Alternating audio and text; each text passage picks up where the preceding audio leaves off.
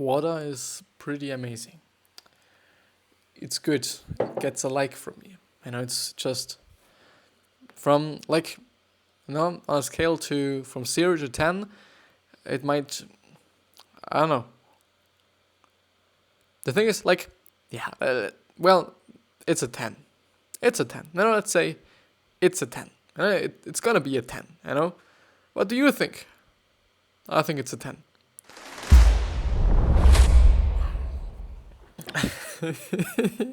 And with this weird intro, welcome to the next episode of the Self-Development with Tactics podcast. I guess this episode's gonna be a little tiny bit different, just because, in the last episode I was just shouting around like a dumbass, and it just leads me to just feeling really dizzy and just having a voice that doesn't sound too natural for me, and therefore I'm going to just, reduce the amount of energy that I'm having somehow.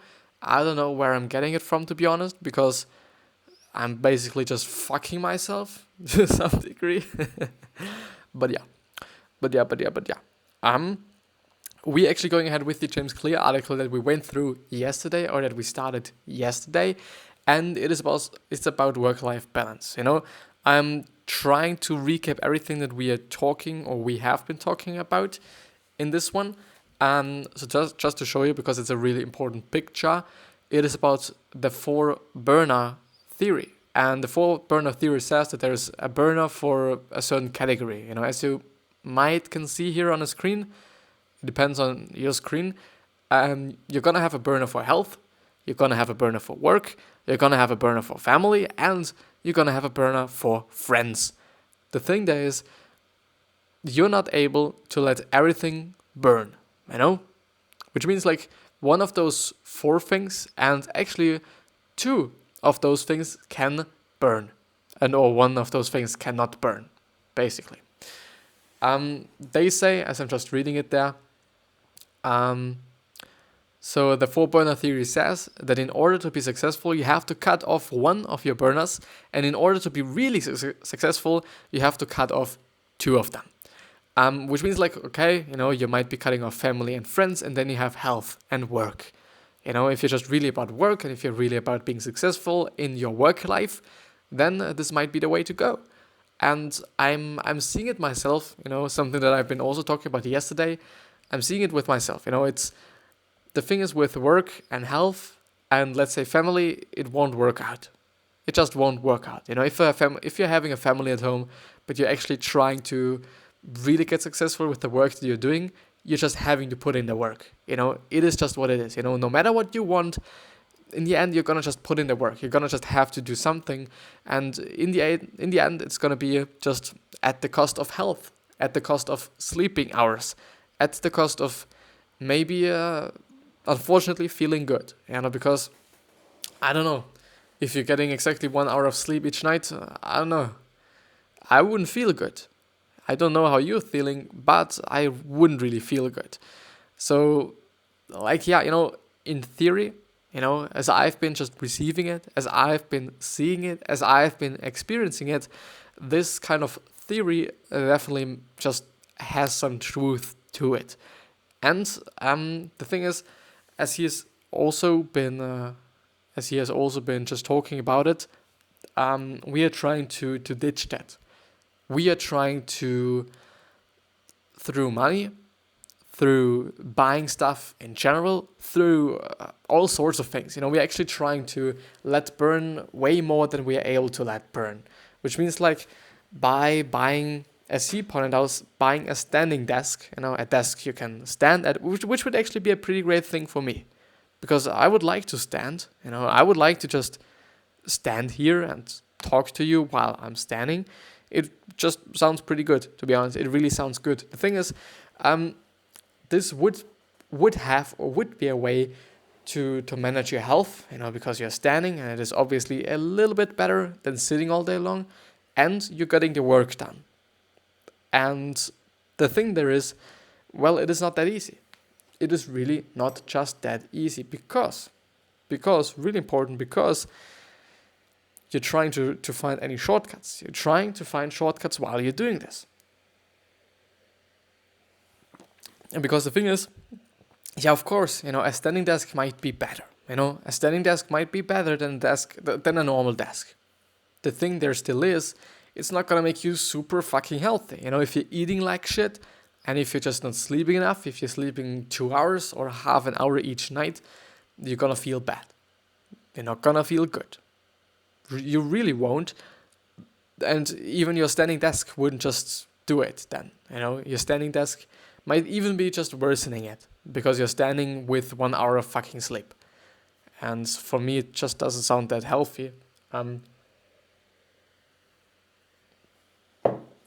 But yeah, this is what we have been talking about yesterday, or this is also what James Clear has been talking about yesterday. And we might be able to finish this we should be. I think we even should have been able to finish this up the first time.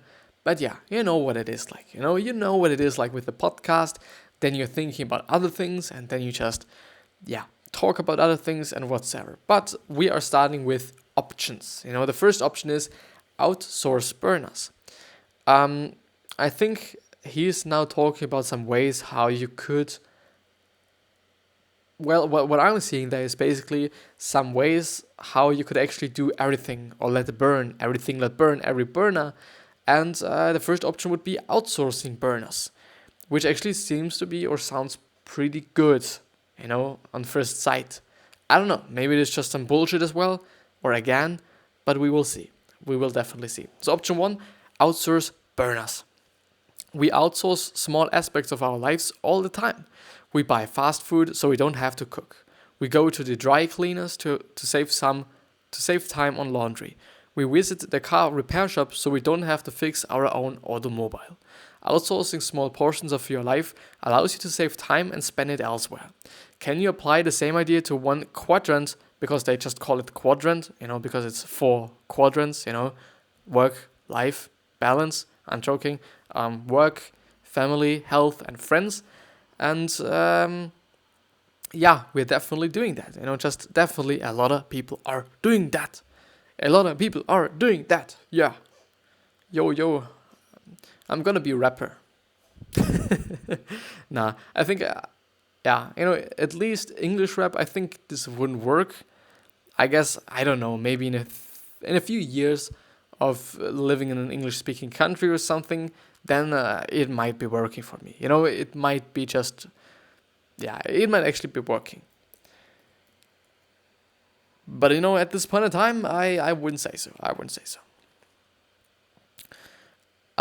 So can you apply the same idea to one quadrant of your life and free up time to focus on the other 3 burners? So work is the best example. For many people, work is the hottest burner on the stove. It is where they spend the most time, and it is the last burner to get turned off. In theory, entrepreneurs and business owners can outsource their work burner. Yeah, they could. They really could. They do it by hiring employees. In my article on the 3 stages of failure, I covered Sam Carpenter's. It is actually called Carpenter's. Carpenter's story about building business systems that allow him to work just 2 hours per week. So it is basically about the 2-hour work week, isn't it? Ha ha ha, lol. Nah, the thing is, he outsourced himself from the daily work for the business while still reaping the financial benefits. Parenting is another example. Working parents are often forced to outsource their family burner by dropping the children off at daycare or hiring a babysitter. Calling this outsourcing might seem a little bit unfair, but like the work example above, parents are paying someone else to keep the burner running while they use the time elsewhere. The advantage of outsourcing is that you can keep the burner running without spending your time on it. Unfortunately, removing yourself from the equation is also a disadvantage. Most entrepreneurs, artists, and creators I know would feel bored and without a sense of purpose if they had nothing to work on each day. It would be the exact same thing for me. It would just so incredibly fuck with me. I would just, I don't know, if I wouldn't actually do the podcast, if I wouldn't do the content, and if I would actually do nothing, If I would, I don't know, if I would just watch YouTube all day long, I wouldn't be happy. I would be so unhappy because I hate the feeling of not doing something that just makes sense.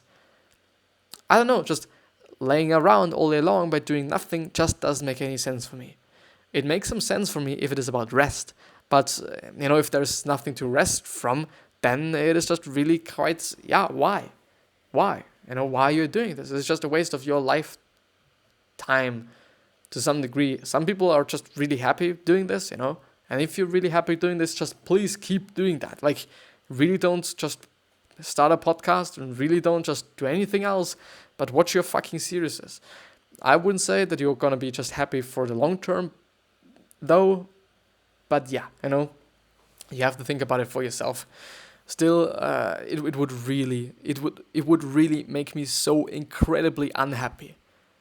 I couldn't even just tell this to you in words. Like, there is no word for how I would feel then. I couldn't, and this is also one of the reasons why I'm actually able to stick to it so incredibly much. Like, I'm doing it every day, and I'm not thinking about stopping it, even though I might feel dizzy while I'm recording sometimes because I'm just having such a lot of energy, or I'm just doing something, I have to figure that out. Or it might be something very stressful sometimes, especially if I'm having to do something different. Then it is really something like, I sometimes feel like, okay, I don't know, not having the podcast would save me some time now. Not having the podcast would just save me some stress now. But the thing is, like, everything that is really good just takes quite some work.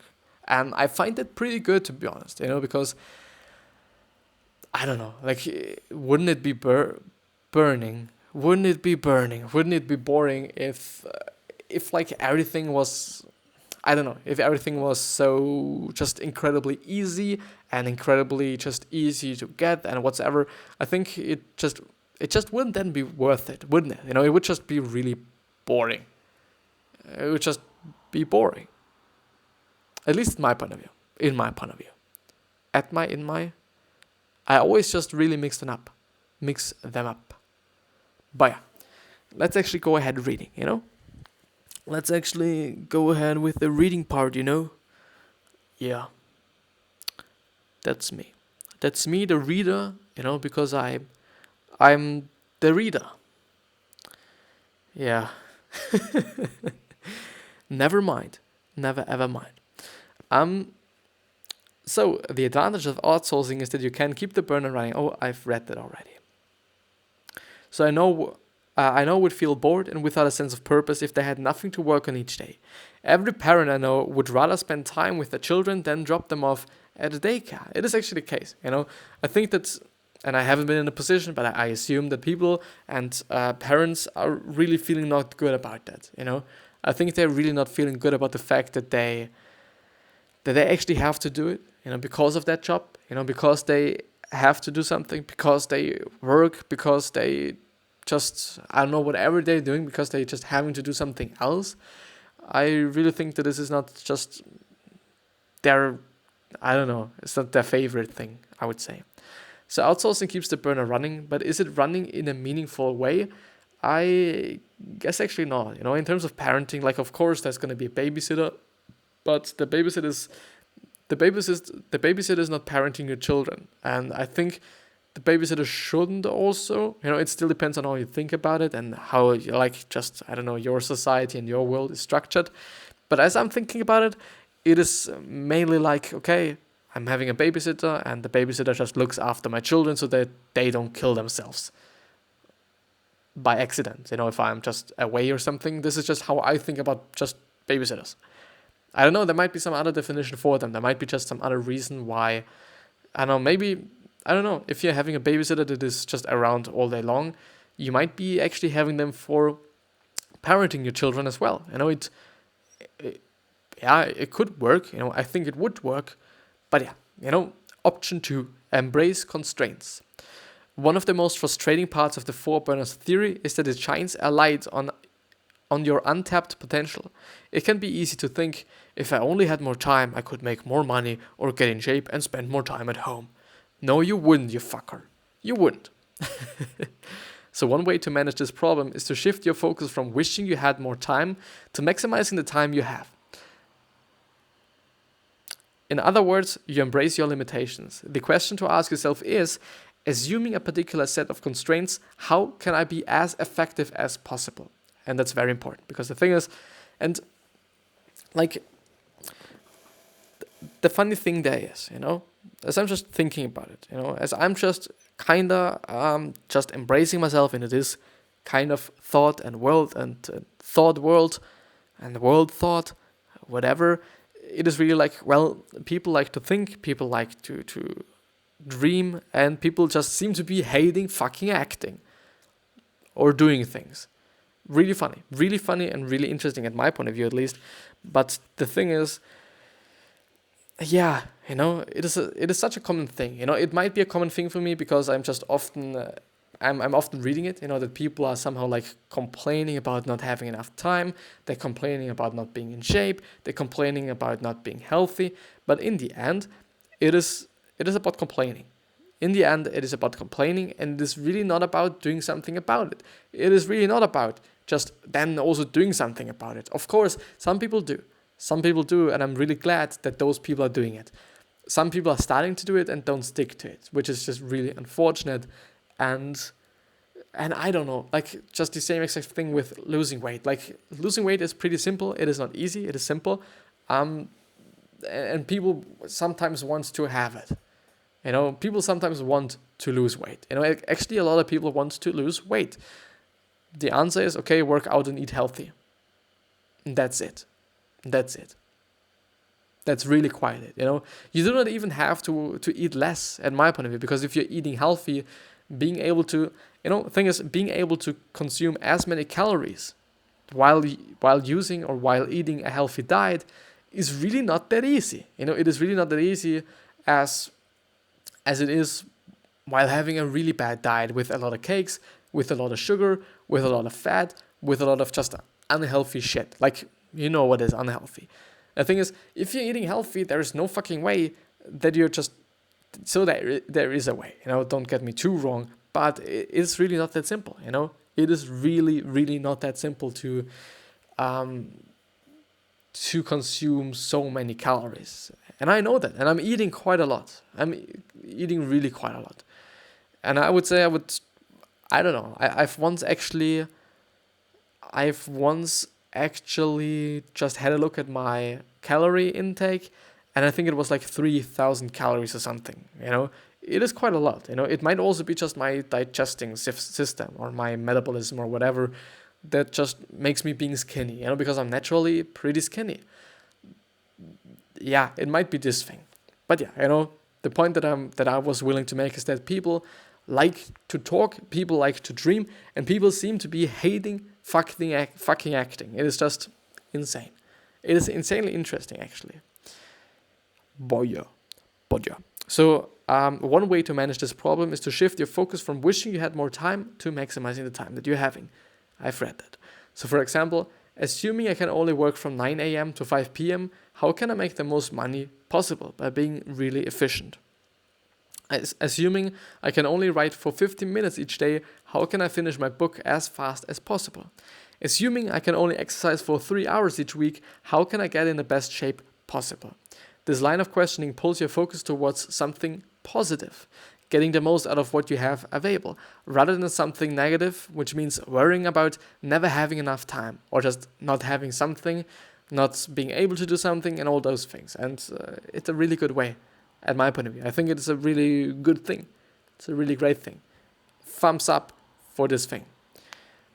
Furthermore, well-designed limitations can actually improve your performance and help you stop procrastinating on your goals, which seems also to be pretty nice. Of course, there are disadvantages as well. Embracing constraints means accepting that you are operating at less than your full potential. Yes, there are plenty of ways to work smarter and not harder, but it is difficult to avoid the fact that where you spend your time matters. If you invest more time into your health and your relationship, your career, you would likely see improved results in that area. I would say so as well. option 3, the option 3 out of 4 options, no, out of 3 options. So it's actually the last option. I'm joking.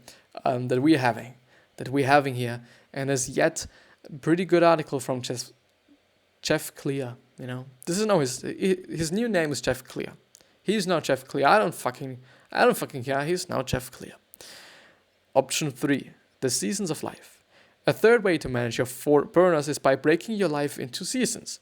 What if instead of searching for perfect work-life balance at all times, you divided your life into seasons that focused on particular areas? Really good thing. Really, really, really good thing. The importance of your burners may change throughout life. When you are in your 20s or 30s and you don't have any children, it can be easier to get to the gym and chase career ambitions. The health and work burners are on full blast. A few years later, you might start a family and suddenly the health burner dips down to a slow simmer while your family burner gets more gas. Another decade passes and you might revive. Is it rev? I think it is definitely not revive, but revive. Is it revive? Revive relationships with old friends or pursue that business idea you had been putting off. You don't have to give up on your dreams forever, but life rarely allows you to keep all your burners going at once. Maybe you need to let go of something for the season. You can do it all in a lifetime, but not at the same damn time. In the words of Nathan Barry, commit to your goal with everything you have for a season. Furthermore, there's often a multiplier effect that occurs when you dedicate yourself fully to a given area. In my cases, you can achieve more by going all in on one given task for a few years than by giving in a lukewarm effort for 30 years. Or even 50 years, as he says. Maybe it is best to strive for seasons of imbalance and rotate through them as needed. For the last 5 years, I have been in my entrepreneurship season. I built a successful business, but it came with costs. I turned my friend's burner way down and my family burner is only running halfway. What season are you in right now? Would be actually really interesting, put it down in the comments. Would be interesting for me. Or just hit me up on social media. Would be really, really interesting. But as I'm thinking about it, and I think it is a really good statement. I think it is a really good statement because it puts you, or at least me, into just a really thoughtful position. And in a really in a position where I can say that I'm able to understand myself, that I don't have to feel bad about just maybe not spending as much time with friends as I could, and also maybe not just not doing so much with my family, or just actually putting all the energy that I'm having into the podcast and whatever that I'm doing, and nearly all the energy that I'm having, but quite a lot of energy, quite a lot of energy into the podcast, into the content in general, and also in my workouts. Pretty lately I've been stepping up this game. I don't know if you know that, but sometimes when you've been just in the game for quite some time, you kind of forget about stepping up your progress and stepping up your game, actually, and I have been doing it the past few, I think the past few months. I've been actually really thinking about it, not only in terms of working out, but also in terms of the whole meditation thing, because I've seen that I have been meditating for 10 minutes a day, always on the evening before I actually head to bed for, it must have been just a year or something. And now I've stepped it up to 15 minutes, because I thought I need to get better. I need to just step up my game. I need to just progress. And I don't know, sometimes you kind of forget about it, and I think it is fine, you can't be just thinking about everything, but it is just incredibly nice then if you just, remind yourself of it, and it's pretty nice. It's pretty damn nice. And it also feels just incredibly great that I'm able to just put so much energy into what I like to do, into something that I believe is worthwhile. Not only for myself, but also, I really hope, for other people. So work-life balance. Which burners have you cut off? The 4 burners theory reveals a truth everyone must deal with. Nobody likes being told they can't have it all, but everyone has constraints on their time and energy. Every choice has a cost. So which burners have you cut off? Would be also a pretty interesting thing. There's going to be 2 footnotes. As always, I'm going to read them. And the first one is, I first heard about the 4 burners theory from Chris Guillebeau, I don't know, who heard about it from Jocelyn Glay, who read about it in this New York article by David Sedaris, who was told about it by an Australian woman named Pat, who heard about it at the management seminar she attended. If you're keeping score at home and trying to figure out where the 4 burners theory originated from, well, good luck. The above quote comes from the New York article by Sedaris. And the second one actually is, in practice, the opposite usually occurs. In most cases, entrepreneurs spend at least the first 5 years in business working longer hours and making less money than they would as an employee. Yeah, I think like it is a process and it is a progress thing. You know, it's always been like, I think it's always gonna be like, okay, you begin with having less. You start with not being good. You start with being actually pretty shitty. You start with whatever the fuck. You know, I guess so. I really think so. But yeah, without stretching the episode unnecessarily, this is going to be the end, you know, and I really hope that you've liked it. I really hope that you've been able to learn something, or at least that you've been able to be a little bit of a little bit entertained or something. But yeah, I wish you the best health of happiness and also success. And I also hope that you're going to remind yourself on how you're gonna be remembered. So basically your legacy, because we can totally shape it, you know, and being remembered as a good person just feels pretty good to me, at least, you know. The thing there is, no matter how nice you are and no matter how generous you are, there's still gonna be someone, you know, 1, maybe even 2 particular persons or people that do not like you or even hate you. But yeah, I think it is what it is. And think about your purpose as well, because this really matters, you know, to know your purpose. And some questions that might help you with that and might also help you with finding a new business idea are, what pisses you off the most, you know, because then change it and now you have a business and a purpose. And why are you here? And what are you trying to change on this planet? You know, why are you here and what are you trying to change here, you know? But yeah, I wish you the best. I really have to thank you from the bottom of my heart for viewing this episode, for watching this episode, for being on this channel. It would be nice if you subscribe, you know, because it would just really make me happy. It would just really, really make me happy. And yeah, also subscribe to the podcast, you know, to the audio version of this particular episode, you know, because there's always a video version and an audio version for all those people that have not as much time to go through a video or watch a video, or even do not want to watch a video, you know, because, you know, people are different. People are how they are. But yeah, thank you very much. I appreciate that from the bottom of my heart, and I'm not even overdoing it. Like, it's really like that. But yeah, thank you very much, and I see you. I hope you're happy. I hope you stay happy, and I see you the next time. Thank you very much.